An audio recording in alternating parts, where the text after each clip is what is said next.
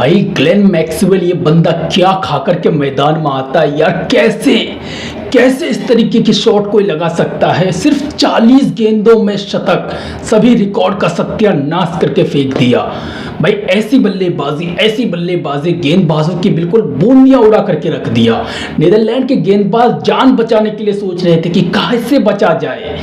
कभी लेफ्टी कभी राइटी, कभी लेफ्टी कभी राइटी। इस बंदे को समझ में ही नहीं आया, किसी भी गेंदबाज को समझ में नहीं आया कि क्या है मैक्सवेल।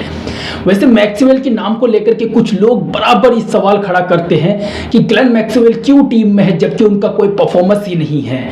तो अब इस बंदे का रिकॉर्ड उठा करके देखो कि वर्ल्ड कप में कितने सारे विकेट चटकाए अपनी गेंदबाजी से।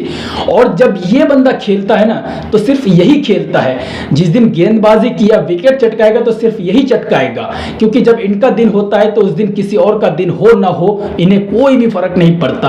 भाई ऐसा शतक दशकों तक नहीं बल्कि सैकड़ों सालों तक याद रखा जाएगा। दुनिया में जब तक वर्ल्ड कप चलेगा शायद तब तक मैक्सवेल का ये शतक याद रखा जाएगा। क्यों? क्योंकि ये शतक सिर्फ 40 गेंदों में आया है भाई, फास्टेस्ट शतक है।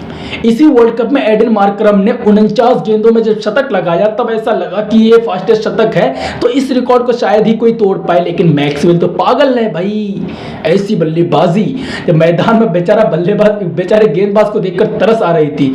ऐसी बल्लेबाजी भाई, लेफ्टी मार रहा है या राइटी मार रहा है, लेफ्टी बल्लेबाज भी उस शॉट्स को देख करके शर्मा जाए कि वो कैसे मैक्सवेल इतनी आसानी से लेफ्टी बन करके मार सकता है। छक्का, टक कर रहा छक्का, समझ में ही कुछ नहीं आ रहा था। और मैक्सवेल के बारे में जो कहा जाता है कि मैक्सवेल जब रन नहीं बनाती तो टीम में क्यों शामिल किया जाता है, बहुत सारे लोग उन्हें क्रिटिसाइज करते हैं। तो यही है मैक्सवेल, जब वो खेलता सिर्फ वही खेलता है। इससे पहले भी फास्टेस्ट शतक ऑस्ट्रेलिया के लिए ग्लेन मैक्सवेल के नाम था जो 51 गेंदों में आया था, और अब सिर्फ 40 गेंदों में। बड़ी बात यह है ना कि 23 गेंदों में पहला शतक, पहली जो 50 रन थी उनकी 23 गेंदों में आई थी। उसके बाद जो दूसरी 50 रन आई है ना तो वो सिर्फ और सिर्फ 13 गेंदों में। भाई इमेजिन करो, 13 गेंदों में 50 रन। किस तरीके की बल्लेबाजी की होगी बंदे ने, डरा करके रख दिया बिल्कुल नीदरलैंड को। बेचारा नीदरलैंड वो सोचने पर मजबूर हो गया था कि ये क्या हो गया है।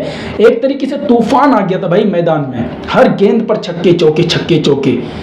एक तरफ पैट कमिंस, वो साथ में सिर्फ खड़े थे मैक्सवेल के 100 रन की पार्टनरशिप में। पैट कमिंस के नाम सिर्फ और सिर्फ 8 रन, 91 रन ग्लेन मैक्सवेल के नाम थे उस पार्टनरशिप में।